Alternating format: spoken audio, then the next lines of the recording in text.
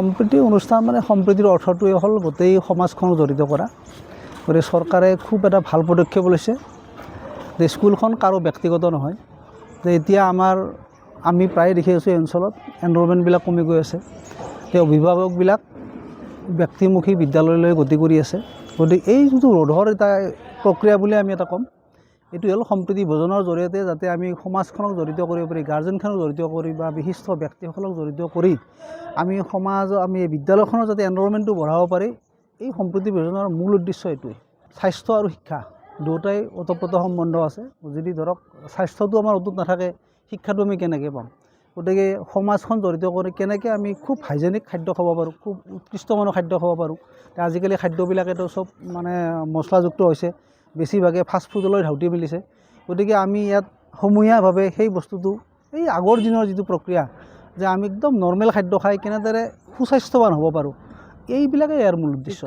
সম্প্ৰীতি অনুষ্ঠান মানে সম্প্ৰীতিৰ অৰ্থটোৱে হ'ল গোটেই সমাজখনক জড়িত কৰা। গতিকে চৰকাৰে খুব এটা ভাল পদক্ষেপ লৈছে যে স্কুলখন কাৰো ব্যক্তিগত নহয়। যে এতিয়া আমি প্ৰায় দেখি আছোঁ এই অঞ্চলত এনৰলমেণ্টবিলাক কমি গৈ আছে।